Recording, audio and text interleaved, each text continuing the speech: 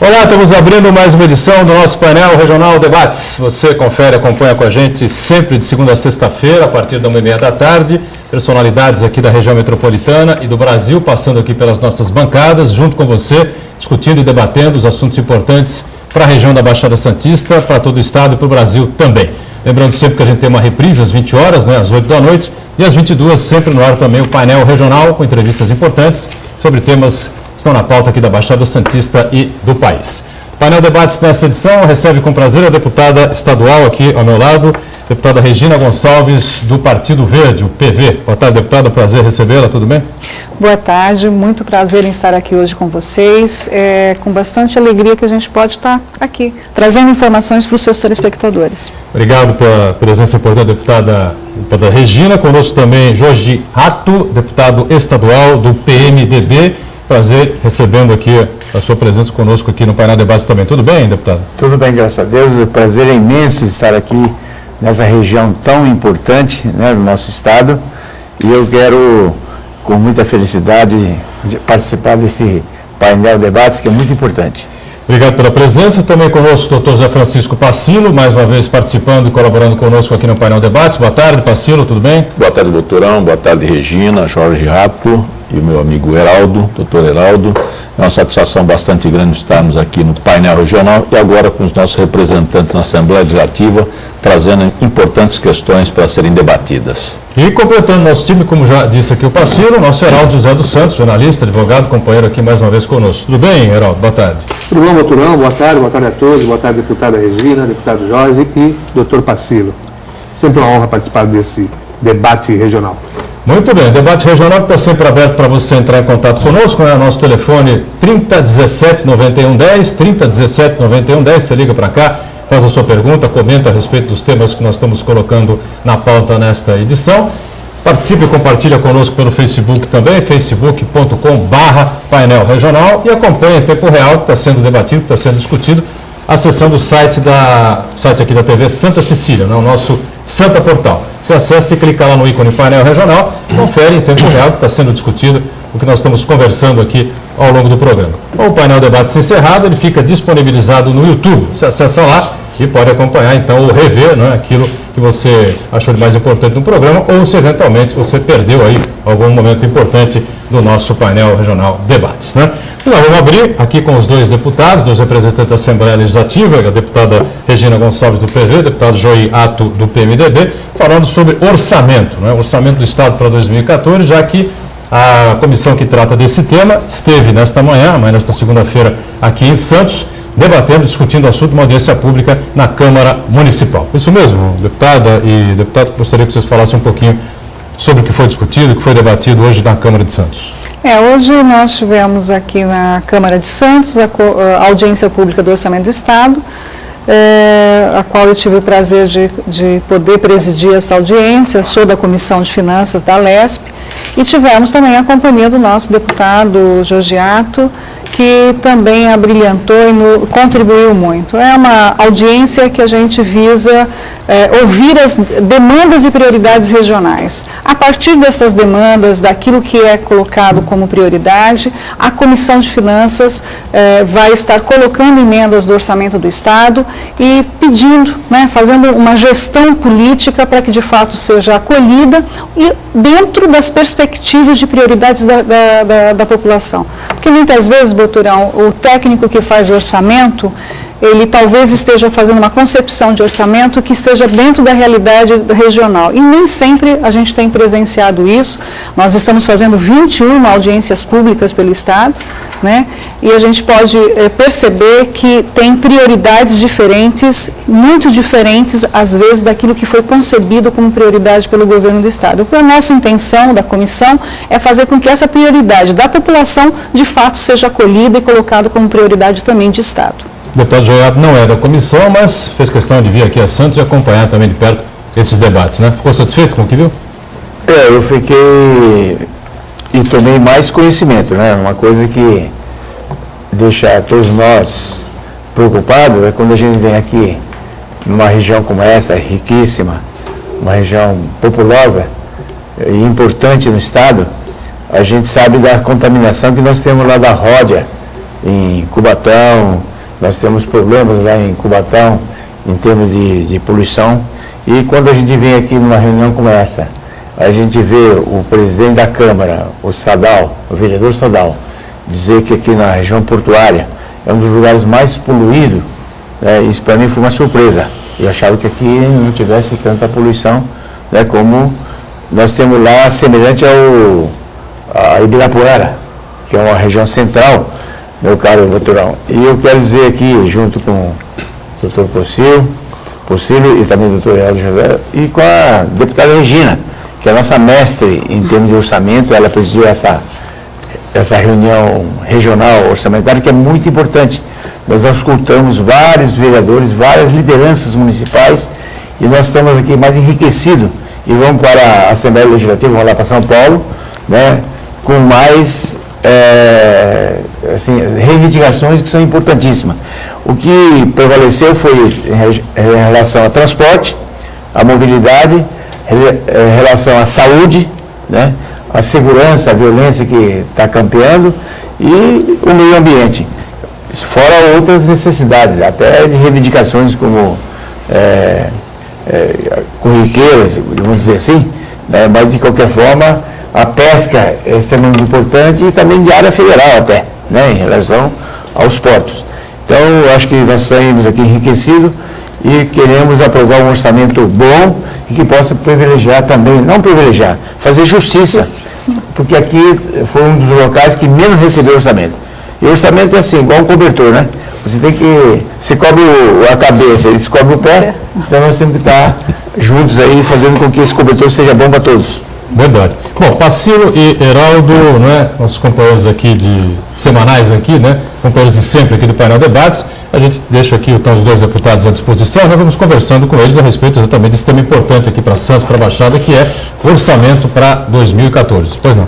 Olha, eu achei bastante interessante a manifestação do deputado Jorge Rapto e até me surpreendeu, dizendo que a região foi uma das que menos recebeu parte do orçamento do Estado. E isso está numa realidade, porque a gente vê aqui que diminuiu segurança, diminuiu saúde, e eu gostaria de saber a efetividade dessas audiências públicas e da possibilidade de intervenção dos deputados para que esse cobertor venha um pouquinho para nós.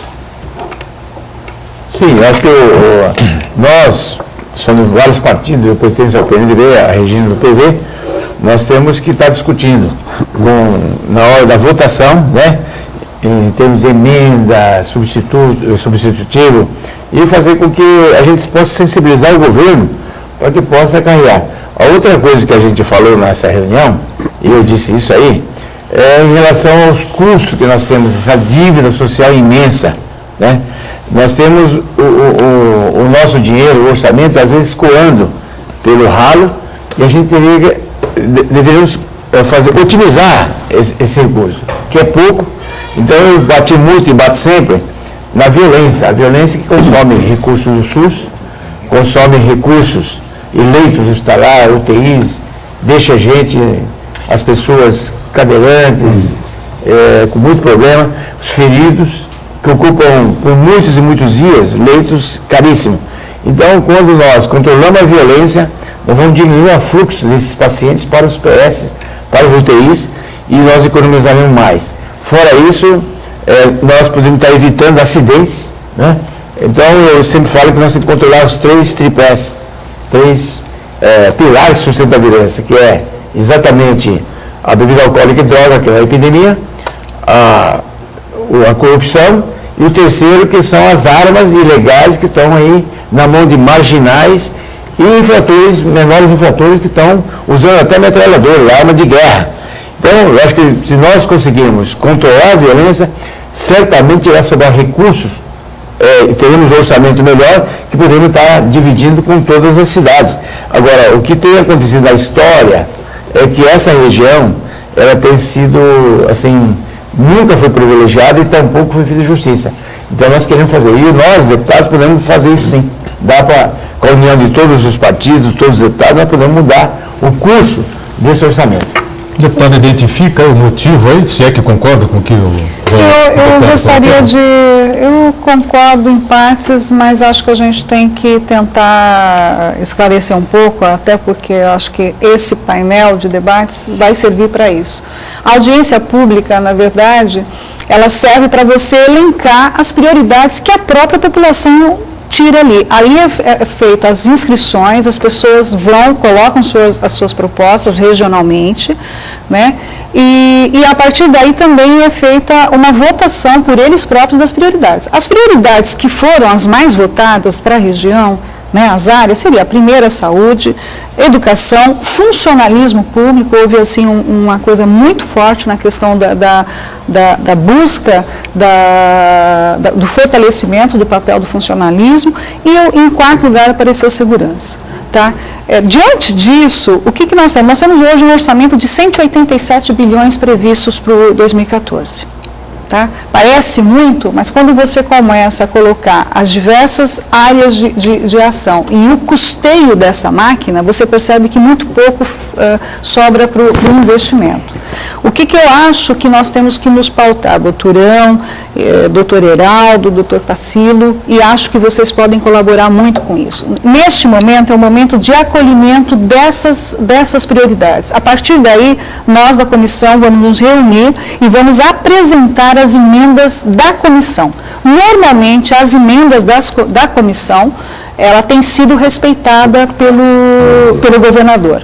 Então, o que nós queremos fazer? Fazer jus ao que o meu amigo Jorge Atto colocou, que regionalmente nós não tínhamos como enxergar o investimento real de cada região. Quando eu fui relatora da LDO, foi emenda minha, eu criei e coloquei a emenda da regionalização do orçamento. Para quê? Para que vocês aqui da região, como por exemplo, estamos aqui na região de Santos, saiba e tenham condições de enxergar onde está tendo investimento. Infelizmente, ainda não conseguimos atingir o seu todo. Por quê? Porque o sistema de informatização das diversas secretarias, elas não se comunicam. Então, é difícil você ainda está fazendo uma transformação do sistema de informatização do próprio governo do Estado, para que vocês possam interagir e ter claro que está sendo investido na saúde, na mobilidade urbana e na segurança. Óbvio que isso tem que ter, a gente busca isso, né, Jorge?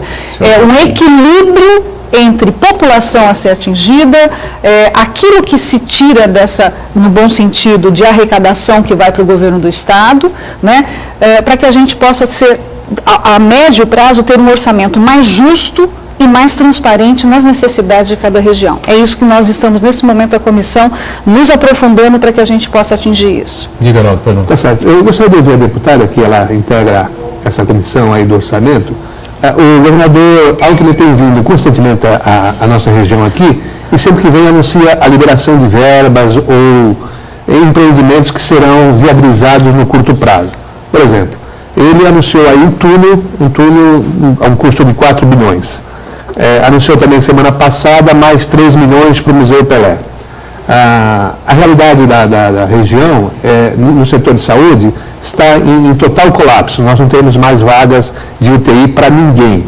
E na segurança pública também atravessamos momentos muito difíceis. Lá em Cubatão tivemos um crime de um empresário que foi assassinado em frente à sua autoescola. E o terceiro distrito, que é encarregado de investigar esse crime, sequer tem uma unidade onde possa estar. Ele está abrigado numa outra unidade que não cabe nem as duas. Então, quando ele anuncia essas verbas, deputada, esse dinheiro já é carimbado, ele está garantido no orçamento? A população pode ficar tranquila que virá esses recursos? Isso que eu até agradeço essa sua pergunta, porque eu acho que esclarece alguma coisa. Quando o governador vem à região e ele coloca o valor a ser investido, nesse aspecto, assim, eu quero que a população fique tranquila, porque já é um valor alocado dentro da previsão. Nós temos um percentual dentro do orçamento que nós chamamos de verba de contingência. Tá? Essa verba de contingência permite que o governador tenha como se fosse uma reserva para ele saber em determinados momentos qual é a prioridade e a necessidade de várias regiões. Com certeza, o que ele colocou aqui já é orçamento previsto e verba garantida para isso. Quero também lembrar, viu, Boturão, que uma das coisas que nós, deputados, esse ano foi um ano bastante, muito trabalho nesse sentido, que foram diversos projetos de financiamento internacional, justamente prevendo a ampliação no quesito mobilidade urbana em vários pontos do Estado. Então, assim, nós aprovamos, né, vários projetos, várias leis com financiamento internacional, inclusive, que possa, de fato, garantir na ponta a viabilidade de todos esses projetos que têm sido colocados para o Estado. Né, eu acho que o Estado de São Paulo, no que diz respeito à mobilidade urbana, vai começar a sentir uma diferença agora nos próximos anos, porque é um investimento muito alto que está sendo feito e que eu acho que vai, de alguma maneira, atingir a todas as regiões. Em especial, o governador tem tido um cuidado com áreas metropolitanas e regiões metropolitanas, como é o caso. É um dos nossos grandes problemas, dos nossos grandes gargalos aqui, essa coisa da mobilidade urbana, graças ao Porto, né, ao lado de Santos e ao lado de Guarujá também, né? Parceiro, pois não? A verba está alocada, o governador vem à localidade e diz o que vai acontecer. E quando não acontece, como nós já vimos aí, a ponte, se fez a maquete, se estabeleceu valores, para onde vai esse dinheiro e de que maneira que é tratado esse dinheiro, deputada? Olha, assim, você tem a previsão orçamentária para que você possa fazer a obra. Tá? Quando você faz o processo licitatório, obrigatoriamente você já tem que ter alocado o orçamento e o valor para que aquele processo licitatório possa estar indo a público e fazer os certames jurídicos necessários. Quando isso não ocorre, esse valor volta para os cofres do Tesouro, quer dizer, volta para o geral, para o cofre geral. E ele é aplicado de qualquer maneira? Não, ele é aplicado normalmente, você tem algumas áreas que você tem. Por exemplo, se ele está, no caso, está sendo voltado para a mobilidade urbana, eu vou citar como mobilidade urbana, tá? Que se você me permite. Claro. Normalmente esse valor ele retorna, mas com uma cunha de ter que estar no investimento da área que ele foi especificado. No caso de linha de financiamento é diferente, tá? Porque a linha de financiamento ela só sai para determinada obra. Então, esse recurso de linha de financiamento que o governo pega para fazer os grandes trechos de mobilidade urbana são verbas carimbadas. O que eu acho que você está querendo colocar é o seguinte, que houve a presença local dizendo de determinada obra e essa obra não saiu, não é isso? Então, se a obra não saiu por alguma decisão que não é a política, mas pode ser questões de projeto que não foi viabilizado, questões ambientais envolvidas, enfim, uma série de circunstâncias que inviabilizou a obra por si só, então esse recurso, não sendo linha de financiamento, ele volta para o Tesouro do Estado. São 184 bilhões, é isso? 187. 187 bilhões. Arredondando 187. A Baixada Santista representa aproximadamente 4% do eleitorado paulista, do número de pessoas, da população do Estado de São Paulo. Isso é calculado aqui normalmente, né? Era o cálculo feito pelo Rodolfo, com uma série de colegas nossos, né? E sempre discutido por que nós não recebemos. Então, uma conta simples aqui, nós teríamos que receber aproximadamente 7 bilhões e 600 milhões de reais do orçamento para 2014 em investimentos aqui na região metropolitana. É fácil fazer essa conta? É mais ou menos assim que se faz, não? Não, infelizmente não. Seria mais fácil para nós, né, Jorge? Se nós pegássemos regionalmente o número de população, mas a verdade a conta não é tão simples assim, Boturão. Você tem que considerar que os investimentos que retornam, eles retornam, na minha opinião, eu advogo nisso e vou continuar batendo nisso, que a gente possa ainda ter um equilíbrio entre aquilo que você regionalmente representa, em termos de arrecadação, naquilo que você produz de valor agregado ao governo do Estado, ao número de população a ser atendida, a complexidade de IDH envolvida na situação, que é o desenvolvimento humano regional, e o investimento que retorna para cada região. Nem sempre essa matemática funciona desse jeito, né? Aliás, não é assim que acaba ocorrendo. Na verdade, não teve ainda uma relação real, até hoje, onde que se coloque em parâmetro número de população, valor agregado que você ajuda na arrecadação do Estado e aquilo que volta em retorno de investimento. quando nós falamos da regionalização do Estado, a gente aponta justamente para isso, porque quando você consegue enxergar o que está sendo investido, seja em qual área, né, você te permite mais você fazer uma fiscalização e poder exigir mais, né, do governo a melhor aplicabilidade do recurso que daqui saiu. Então, essa é a nossa situação hoje. Nós estamos caminhando para isso, nós já demos o primeiro passo. Eu acho que a gente já saiu daquele nevoeiro que o orçamento era uma coisa só, onde você não conseguia enxergar. Hoje, pelo menos regionalmente, você começa já a enxergar os programas que estão sendo alocados, qual o investimento desses programas, e é nisso que nós queremos nos ater. Que a gente possa continuar aprimorando e avançando para que a gente tenha um orçamento mais justo e mais transparente para a população. Muito bem, então fechando aqui o primeiro bloco aqui do nosso painel debates, a gente vai para um rápido intervalo. Na volta, vamos continuar conversando aqui com os dois deputados estaduais que nos honram com as suas presenças aqui, tá certo? A deputada estadual do Partido Verde, Regina Gonçalves, e o deputado Joiato, do PMDB, ao lado do Heraldo e do parceiro também, instantes.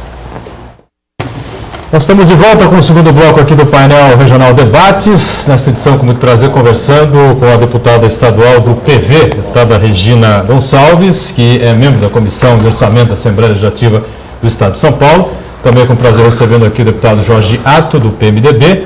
Ambos estiveram aqui pela manhã, na Câmara Municipal de Santos, acompanhando lá a discussão e a audiência pública em torno do orçamento do Estado de São Paulo para 2014, que evidentemente tem a ver com a nossa região metropolitana aqui. Dr. José Passiro conosco mais uma vez e o nosso Heraldo José dos Santos também conosco. 3017-9110, telefone para você entrar em contato com a gente, participar conosco, enviar sua pergunta, seu comentário, você fica sempre à vontade com a gente aqui, tá certo?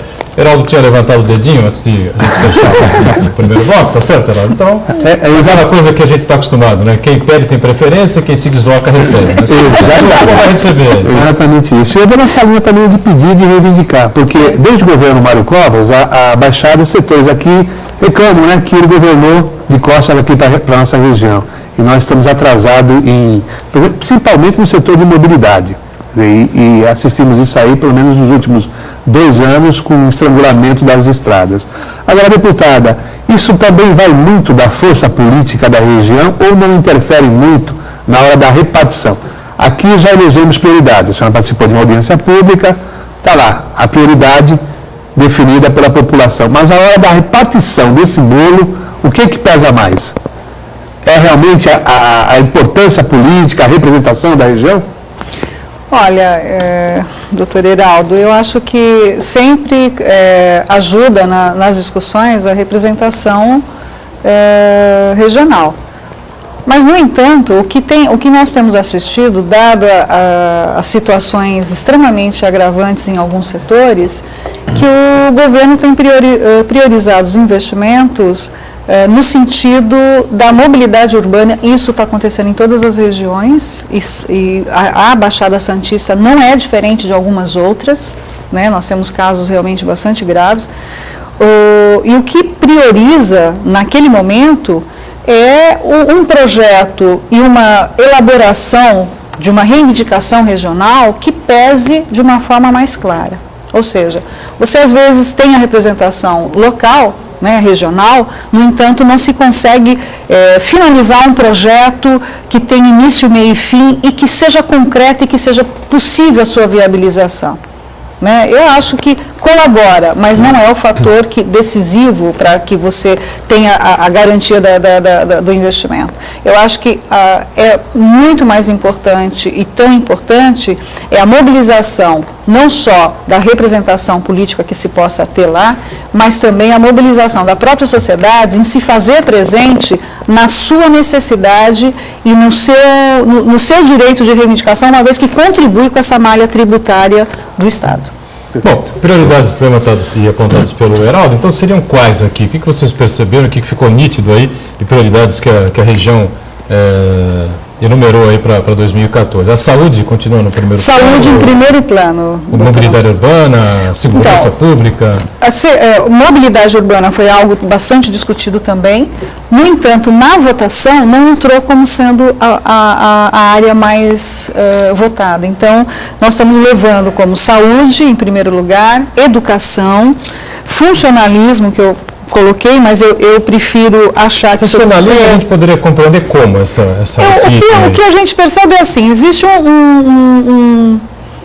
um pedido de diversas áreas do funcionalismo público de uma melhor atribuição, um melhor reconhecimento pelo seu trabalho em questões de reposições salariais, por isso que eu não quero... Esse eixo, por exemplo, é um dos eixos que nós da comissão não temos como entrar. Por quê? Porque isso é um caráter específico do Poder Executivo, nós não poderíamos fazer uma emenda que envolvesse, neste momento, aumento específico ou reposição salarial, não é o caso. Então, vai acabar ficando saúde, educação e segurança, né, que são os 3 eixos do que surgiram. Acho que a mobilidade urbana aqui, conhecendo um pouco a região, é de vital importância, e acho que está sendo bastante discutida nas comissões internas da Assembleia, que nós temos tido essa discussão diária metropolitana junto com o Jorgeato participa disso também com bastante assiduidade, e a questão que eu gostaria de estar colocando, que me causou um pouco assim, é a 3ª audiência que eu venho aqui nessa região, presidindo essa região. E as 3, eu saio dessa região com uma coisa bastante, para mim, bastante surpresa. Eu acho que me falta entender, diante da complexidade de mobilidade urbana, saúde, segurança, e ao mesmo tempo o eixo vocacional que vocês têm para o turismo, para a pesca, em nenhum momento se discute a questão ambiental como eixo estruturante de tudo isso. Isso me preocupa. Porque se vocês têm uma vocação turística e depende de uma parte do turismo, então a questão ambiental deveria estar sendo alocada. A questão da mobilidade urbana, inclusive, ela também pauta e passa pelo licenciamento ambiental. E isso, em nenhuma das audiências que eu tenho tido a sorte de vir presidindo aos últimos 3 anos, não é colocada como prioridade. Destacou muito bem o deputado Jorgeato que o presidente da Câmara fez um diagnóstico fantástico sobre a complexidade da poluição do ar aqui na região, que é considerada hoje, em alguns pontos, é mais poluído do que a própria cidade de São Paulo. Isso nos preocupou. Né? Isso eu acho que o Jorgeato também ficou atento a isso. E, mais uma vez, mesmo com esses critérios, mesmo com a questão de Cubatão que atinge vocês, a gente não vê um eixo estruturante discutido com maior potencialidade na questão ambiental. Deputada, seria o caso prejudicial de uma grande centralização? Porque eu vi aqui as fontes de receita do Tesouro do Estado não fizeram entrar só 185 bilhões. E 185 bilhões é o custo para a máquina funcionar. Mas o Estado recebe muito mais. Se para a região, em função da centralização, é prejudicial, em relação ao Estado e à Federação também é altamente prejudicial? Essa é a primeira questão. E a segunda, também falando de centralização, e tocando na área que Vossa Excelência é uma especialista, que é ambiental, né? É inadmissível que o Porto de Santos crie poluição. Por quê? Não é discutido o plano de desenvolvimento, é uma coisa muito distante de Brasília. Os deputados são favores à regionalização do Porto? Gostaria de saber. E se também esta centralização é prejudicial, inclusive, não só no aspecto econômico, mas no aspecto ambiental. Muito bem. Muito pergunta. Fica à vontade. O Jorge, vai você. Passa a bola para o Jorge. Eu acho que a regionalização dos portos, eu acho que são importantes. Esse é um dos maiores portos do Brasil, né, o Santos. Só que nós temos um erro clássico, um erro que virou problema aqui, em termos de mobilidade, de transporte. Quando nós acabamos com a ferrovia, né, perfeito, prejudicou muito Santos. Nós temos caminhões e caminhões descendo a serra, né? Nós temos a Rangoni totalmente congestionada, quando nós podemos estar sendo feito esse transporte com ferrovia, equipando os portos com rapidez e podemos estar exportando e trazendo grandes recursos para cá.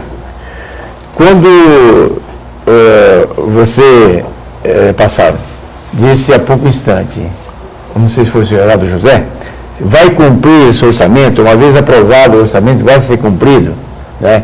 Isso é uma coisa também que tem que ser nacional. O orçamento, às vezes, lá do Congresso, lá da Câmara Federal, às vezes não é cumprido, assim como aqui do Estado. Então a gente aprova, está lá no orçamento, e o governante às vezes não. Aí você começa o critério. Vamos fazer por número de habitantes, como há pouco instante aí o doutorão falou, nós temos 4% aqui da população. Então vem esse orçamento 4% para que Baixada Santista. Não é assim como em termos eleitorais, o número de deputados federais, por exemplo, mesmo estaduais, não condiz com o número de eleitores. Então, às vezes um voto lá de Roraima vale mais. Vale muito mais que um voto paulista. Então, deveria talvez, não sei se esse é o critério, mas eu acho que o melhor critério e que seria talvez o que nós estamos fazendo. Como não tem esse critério já adotado para dividir esse bolo, esse orçamento, então nós temos que fazer o quê? Essas reuniões regionais, como a deputada Regina presidiu hoje, nós tivemos lá em Osasco com praticamente os mesmos problemas, e passa um filme que repete, sabe? Saúde, segurança, violência, né? E transporte, mobilidade. Né? Osasco também foi assim, e agora vamos estar em Guarulhos, provavelmente vai repetir. Então, o que faz essas reuniões regionais de orçamento? Nós vamos estar dizendo ao governador, através do deputado, através da Assembleia Legislativa, que tem que priorizar o quê? A saúde, que está aí no caos total. Com a Santa Casa desse país, os hospitais filantrópicos estão praticamente fechando as portas. Então, tudo isso tem uma consequência. Assim como tem esse colapso da mobilidade do Porto de Santos, por exemplo, que foi muito divulgado esses meses atrás aí, teve a história da ferrovia. Volta, né? Acabaram com o bonde lá na capital.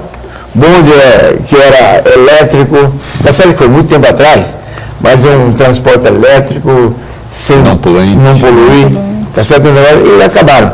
Então nós vamos contra a história. Então eu acredito que essas reuniões regionais são muito importantes, por isso que eu vim participar aqui junto com a deputada Regina, que é uma grande defensora do meio ambiente, é uma grande defensora do orçamento, e nós estamos juntos aqui, né, Heraldo, o Boturão, o Focino, fazer com que esse orçamento seja justo. Não dá para priorizar um setor, não é por força política, sabe? Eu acho que não deve ser assim. Porque tem mais deputado, porque tem mais governador. Você tinha um deputado, como você falou agora há pouco, Geraldo, que era de Santos, mas parece que, segundo suas palavras, virou as costas para Santos e governador Collor. E que foi prefeito comigo, lá em São Paulo. E acabou que eu tenho uma admiração por ele, muito grande. Eu era até oposição a ele, mas hoje eu sou. E quando nas missas dele, eu vou lá na Igreja São Bento, quase todo ano, não faltei nenhuma. E eu era um inimigo fervoroso do Clóvis, que é do meu partido. Inimigo, não adversário. Adversário, inimigo não, adversário. Isso. E toda a família sabe disso aí, tá bem? Deputado, mas ficou no ar aí. O senhor é contra ou a favor a regionalização do Porto? A favor, sim, a favor. Então fico bastante contente e satisfeito, porque essa é uma reivindicação, acho que local, bastante grande. E esse túnel que está fazendo aí, que vai fazer, ele estava definido, se é túnel, viaduto, mas ele definido como túnel, tem que cair não pode entrar na cidade. Não pode entrar na cidade. Acho que isso é um absurdo. Tem que chegar na rodovia. Na rodovia, na Angônia, na Rio Santos, aí. É importante que o parlamentar da nossa região tenha esse posicionamento também aqui para fazer com que a Dersa reveja esse plano, né? Porque está causando um estresse muito grande lá nos moradores dos bairros ali afetados, Estuário e Macuco, que estão fazendo inclusive essas reuniões populares, deputada. Conte conosco.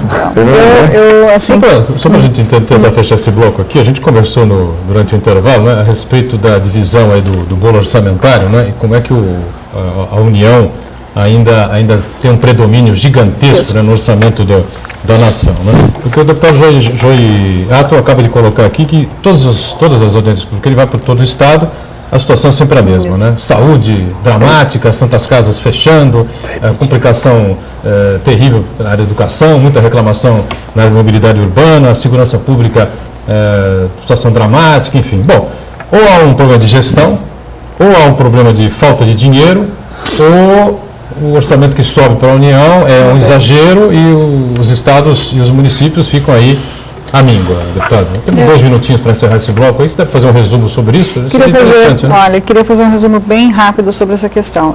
Em primeiro lugar, também não quero deixar sem resposta. Eu sou a favor da regionalização. Ótimo. Tá? E como sou a favor também de se rediscutir o trajeto do túnel, porque hoje, quando nós discutimos a questão da mobilidade urbana no planejamento urbano, nos obriga a desonerar o sistema viário existente a novas massas de carros de transporte. Portanto, eu acho que é uma discussão que a região deve fazer com bastante veemência, porque eu tenho certeza que isso vai ser alterado. Sobre a questão da distribuição, na verdade, é bom que os telespectadores entendam que todo o recurso que sai aqui do governo do Estado, que vai para o governo federal, nós contribuímos, o Estado de São Paulo contribui com 43% do bolo de receita da União. Ou seja, quase metade do que o país arrecada, 43% sai aqui do Estado, sai de você, trabalhador, sai dos empresários, o pequeno, microempresários que contribuem para que isso ocorra. Só que 1% retorna de investimento ao Estado de São Paulo. Muito se fala a questão da mobilidade urbana e muito se fala a questão do metrô. Tem sido pauta de discussão. Eu só queria lembrar que o governo federal, o Estado de São Paulo, sempre investiu sozinho com recursos próprios no transporte público de massa, que é o caso do metrô. Somente agora que o governo federal está entrando com investimento. Investimento esse que se traduz em financiamento público e que ainda não chegou o dinheiro no Estado de São Paulo. É bom para a gente esclarecer, porque senão fica as questões não ditas. Dá para dizer que o Estado de São Paulo continua financiando o Brasil? Não. Eu quero acreditar que nós estamos, a duras penas, contribuindo com que outros estados estejam com IDH maior, e eu acho que isso, para nós brasileiros, é importante, mas tanto é importante também nós pensarmos no IDH aqui do Vale do Ribeira, do Pontal do Paranapanema, que ainda Baixada Santista, e tantas outras regiões que nós precisamos também investir.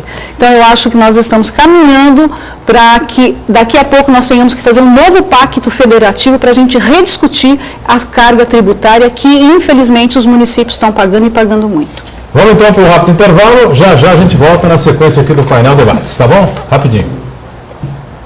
Voltando ao terceiro e último bloco desta edição do painel Debates, a gente com prazer recebendo aqui a deputada estadual pelo Partido Verde, o PV, deputada Regina Gonçalves, o deputado Jorge Atto, do PMDB, e os companheiros Heraldo José e Francisco Passido também com a gente, tá certo? Pergunta chegando, já a gente abre espaço para o telespectador, mas o Heraldo quer bater mais um pouquinho ainda na questão que envolve o meio ambiente, não é isso, Heraldo? A questão orçamentária também, é isso? É verdade, Boturão. Quando se fala muito e se tem muita carência, muita necessidade de obras, por exemplo, no caso do túnel aí, de ponte, de outro túnel lá ligando zona leste, zona oeste aqui da cidade, se atropela muitas vezes a questão ambiental. Nós tivemos um empreendimento portuário aí, a Embraporte, que foi construído sob o mangue. Quer dizer, para os ambientalistas, uma verdadeira aberração, quando que se permitiu derrubar ali toneladas e toneladas de concreto e hoje se aceita pacificamente. Eu vejo até que essa questão ambiental hoje já não tem o mesmo grau de importância que tinha nas discussões dos planos políticos que se travavam. Hoje está um pouco relegada. E isso é preocupante, não, deputada? Bom, eu acho extremamente preocupante, né? Nós estamos passando por um momento quando nós deveríamos estar mais ciente da nossa qualidade de vida, nós estamos rasgando legislações que eram consideradas legislações de ponta no mundo todo, que é a legislação ambiental brasileira, e estamos deixando num patamar de segundo plano. Eu acho extremamente preocupante, principalmente numa região como essa. E eu quero também estar colocando assim, eu não vou fazer apologia da questão ambiental pela questão ambiental por ser do Partido Verde, não. Eu defendo a questão ambiental, porque é uma questão programática da qual eu milito, mas eu também defendo o desenvolvimento sustentável. Então, qualidade de vida pressupõe ter um transporte com qualidade, ter uma cidade que seja uma cidade para todos, uma cidade com viabilidade de mobilidade urbana, né? Uma cidade que tenha uma saúde boa, uma educação melhor ainda. Tudo isso é qualidade de vida. Agora, o que me assusta é que nessa região, toda e qualquer obra que nós venhamos a ter, ela necessita estar em parceria com a questão ambiental. Você não precisa deixar de fazer a obra, mas você tem formas de fazer a obra que criem menos impacto de vizinhança e que não cause tantos traumas como nós temos vistos continuamente. Você falou muito bem, o que fizeram com o Mangue foi assim, uma aberração, né? Até hoje não se explica muito bem o que houve, mas é uma judiação porque vocês aqui da Baixada Santista têm que começar a ver a questão ambiental como agregando valor econômico, porque o dia que vocês tiverem a questão ambiental, vocês vão deixar de ter o turista, vocês vão deixar de ter a pesca e outros eixos que trabalham e que vêm junto a esses outros dois. Então, eu me preocupo muito com isso. Eu quero ver a Baixada Santista melhor do que está, eu quero ver a Baixada Santista sendo referência em mobilidade urbana, mas referência também na preservação ambiental. Muito bem. Gente participando com a gente aqui, o telefone sempre aberto, né? Programa sempre democrático. João Carlos, do bairro do Campo Grande, aqui de Santos, pergunta ao deputado Joiato, né? Com a saída do ex-prefeito Papa, do seu partido, PMDB, qual seria hoje o nome mais forte em Santos, dentro do partido, ou o nome aí que poderia ser destacado aí para uma candidatura a deputado, talvez a prefeito, enfim? Como é que o senhor vê essa situação do PMDB aqui na cidade? Deve estar acompanhando de perto também essa situação, né, Pedro? Sim, é uma pena a gente perder um prefeito, né? O cargo majoritário era do nosso partido, de repente vai para outro partido. Eu nasci no MDB, eu participava na época da ditadura, eu nunca mudei de partido, eu pertenço ao PMDB, e nós temos várias lideranças. Logicamente, quando sai um líder, como é o Papa, que chegou à prefeitura de uma das maiores cidades aqui da Baixada, uma das maiores, não, a maior cidade, é uma das mais importantes, a gente vai surgir outra liderança. Eu conheço um grande amigo, né, que foi vereador, eu fui vereador da capital por 28 anos, 7 mandatos consecutivos, e o Banha, por exemplo, eu fui vereador aqui, tem 5 mandatos, né? O Banha está no 5º mandato. O Banha é uma grande liderança, eu tenho competência, é um grande vereador, e vão surgir, logicamente, outros líderes. Mas o Banha é um grande amigo meu, eu tenho um respeito muito grande por ele.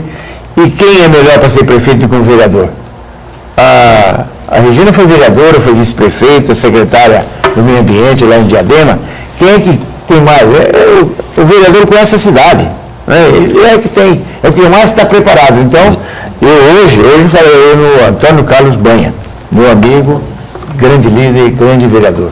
Muito bem, Joiato lança aí o nome do Banha como a principal liderança do PMDB. Eu sou da Executivo Estadual. Executivo Estadual, né?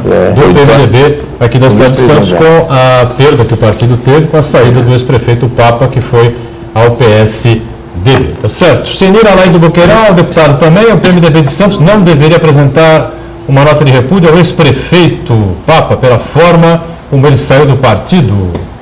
Pois não. É o deputado, né? Pergunta para o deputado. Deputado. Você quer completar alguma coisa? Falei, deputado, eu complemento depois. E como é que foi a pergunta mesmo? Se não seria importante apresentar uma nota de repúdio pela saída da maneira que foi, do ex-prefeito? Olha, eu sou da paz, eu sou de acordo. Eu acho que cada um escolhe o seu destino. A gente não pode condenar uma pessoa porque mudou de partido, né? Pode ter motivos. Mas o PMDB é um grande partido, combateu a ditadura, é um dos maiores partidos hoje, e nós temos, inclusive, hoje, candidatura própria até para o governador, né, que está em segundo lugar na pesquisa. Então, eu acredito que quando a gente escolhe, faz uma opção para um partido e depois muda, eu jamais vou condenar. Né, eu não faria esse ato de repúdio em relação ao Papa. Até porque mais tarde ele pode arrepender e pode voltar. A piada é boa. Mas eu gostaria de complementar o deputado. Eu acho que uma das características do ser humano fundamental é a gratidão. Sim. E se o Papa chegou ao governo, ele teve toda uma história que o impulsionou, como o Oswaldo Justo, etc. Né? Ele tem as qualidades pessoais dele? Tem. Mas eu acho que não é uma perda tão grande, não. Até porque, antes do lançamento do Papa lá no Treinar-se, nós queríamos já lançar um candidato próprio, que era o Banha, e que o deputado colocou com muita propriedade. Eu acho que o deputado precisa nos ajudar a reorganizar o partido aqui. Sim.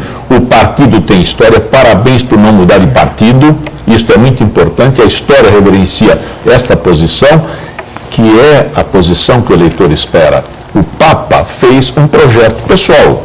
Então, eu lamento profundamente esse tipo de postura. E eu acho que o eleitor também vai lamentar, porque na hora de colocar um voto, ou para deputado federal, ou para deputado estadual, vai pensar duas vezes. Coloca um voto para uma coisa e depois muda de partido, muda de opinião, era do PMDB, passa para o PSDB e assim vai. E aí caminha como caminham a grande maioria dos representantes, entre aspas, nossos.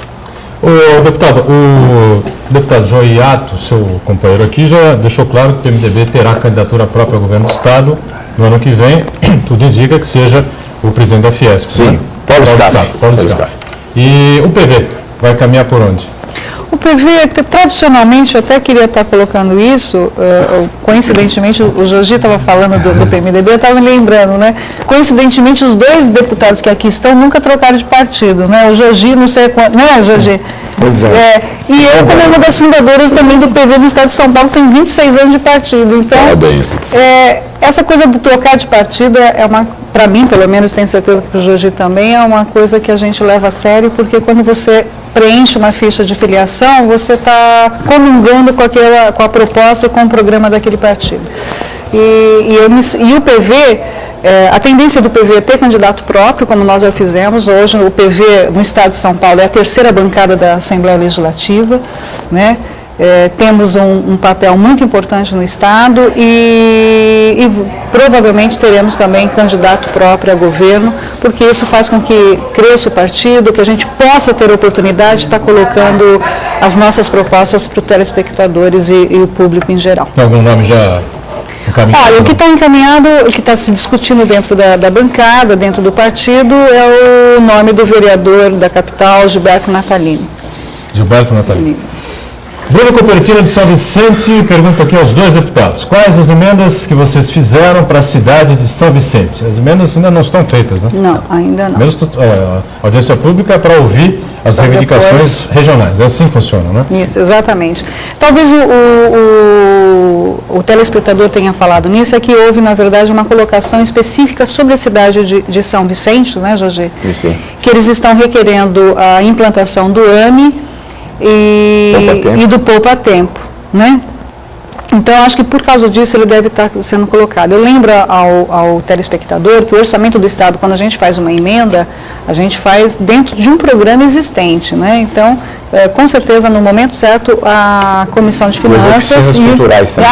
Ele falou também para a criação das oficinas culturais, fábrica de cultura, né, que eles chamam. Então, com certeza, nós vamos estar pensando sobre essa questão. Muito bem. Heraldo, pois não? Eu só lhe perguntar, os deputados, o Executivo tinha um prazo, antes era assim, não sei se mudou, até 30 de setembro para enviar a peça orçamentária, né, à Assembleia. E a Assembleia até quando tem para discutir e votar essa peça orçamentária? Na verdade, a peça orçamentária, ela não é que ela tem um prazo, né? Mas lembrando que, por exemplo, nós não podemos entrar em recesso enquanto nós não aprovarmos o orçamento para o próximo ano. Então, é óbvio que nós estamos fazendo todo esse trabalho no Estado de audiência pública e estamos nos preparando para que a gente faça a relatoria do orçamento, que a gente possa pontuar todas as questões da emenda e, normalmente, se aprova a peça orçamentária na última sessão ordinária do ano. Bom, eu tenho uma pergunta do Cosmo Maria Branco, mas eu não queria deixar passar aqui, né, porque nós tivemos mais um episódio aí envolvendo a mais famosa grife do crime organizado do Estado de São Paulo, aí, nos últimos 200 anos, talvez, né?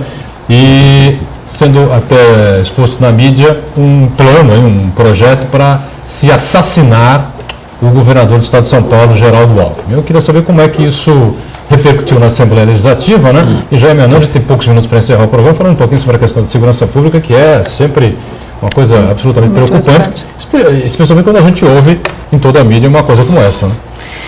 É muito preocupante, eu tenho certeza, é um assunto extremamente complexo e de muita preocupação, porque se nós temos ainda dentro do complexo penitenciário, que é considerado de alta segurança, ainda conseguem fazer esse tipo de ação, então, de fato, nós temos que nos preocupar muito e nos preocupa também a integridade do nosso governador, porque se estão fazendo esse tipo de trama dentro do presídio, para que consiga fazer esse tipo de organização externa, alguma coisa de errado está acontecendo e nós temos que rever essa questão da segurança. Diga, deputado. Eu acho que chegamos ao fundo do poço. A ousadia dos marginais está chegando a tal ponto, você vê nas ruas, né? O indivíduo não pode sair para casa, para o trabalho e tal, e não sabe se volta vivo. Chegar a ameaçar a vida da maior autoridade do Estado, que é o governador. Eu acho que descambou muito. Acho que o governador tem que rapidamente estabelecer a ordem pública. Eu acho que ele tem que fazer a segurança preventiva, que é muito mais fácil, fazer blitz com os armamentos em pontos estratégicos, em boteco, forrós, ponto de ônibus, examinar os suspeitos nas praças, na rua. Minha opinião é essa: tirar a arma de marginais, de menores infratores. O cidadão de bem não tem mais a arma, não anda mais. Quem anda é a polícia, menores infratores e os marginais. Então tem que tirar a arma desse pessoal. A polícia tem que trabalhar todo instante, ininterruptamente, né? E fazer e controlar a bebida alcoólica, as drogas, que é uma epidemia que está arrasando com a nossa juventude, com as nossas famílias, deixando o governo de joelho. Para mim é de joelho. Está virando, incendiando viaturas, ônibus, parece uma anarquia. Então o governador tem caído na pesquisa exatamente, na minha opinião, por causa da violência. Ele tem que estabelecer isso mais rápido. E é fácil. Fazer a prevenção. Eu não vejo outra saída. E se ele não conseguir fazer a diminuir ou controlar a violência, nós temos que diminuir a maioridade penal. É o último recurso. Não dá para aceitar menores armados até os dentes com arma de guerra, metralhadora R-15, assaltando lá no Morumbi, a 1000 metros do Palácio do Governo, assaltando o Jardim Mila com o R-15. Então, isso não dá para aceitar. O Estado, eu acho que o governador demonstrou uma fragilidade quando ele representando o Estado, acho que em 2009, quando nós tivemos aquelas manifestações dos presídios. 2006, desculpa. E ele negociou com a criminalidade. Isso eu acho que o deixou frágil, mostrou que o Estado não tinha condições de fazer o controle, e como não faz nas penitenciárias, e por isso hoje o Estado manda recado. Eu acho que o governador tem que tomar uma atitude efetiva de força, de controle, e mostrar que quem manda e quem organiza a sociedade é o Estado. Com certeza. O deputado falou muito bem aqui. Muito bem, estamos em cima da hora, encerrando aqui essa edição do Painel Debates. Eu quero agradecer muito as participações importantes aqui da deputada Regina Gonçalves pelos esclarecimentos com relação ao orçamento. Deputado, muito obrigado, espero que volte aqui em outras oportunidades, viu? Obrigado. Eu que agradeço, Boturão, por essa oportunidade de estar aqui trazendo informação. Deixo aqui meu abraço a todos os telespectadores. Cumprimento, o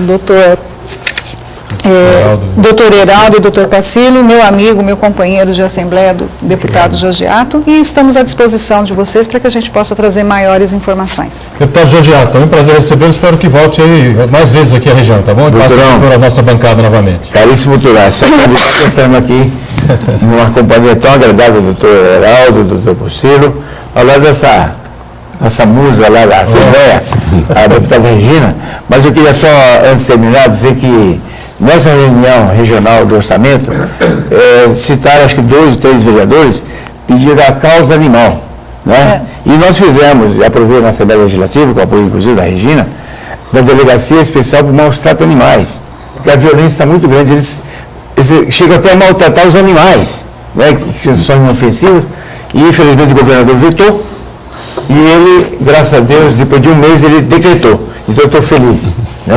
A ideia foi boa. Agradeço e voltarei, se Deus quiser, quantas vezes vocês me convidarem. Sem dúvida nenhuma, será muito bem recebido aqui. Obrigado, Pacilo, também. Obrigado, Heraldo, pelas presenças importantes. A você que nos acompanhou para o Debates, volta amanhã, 1h30 da tarde, reprise 8 da noite.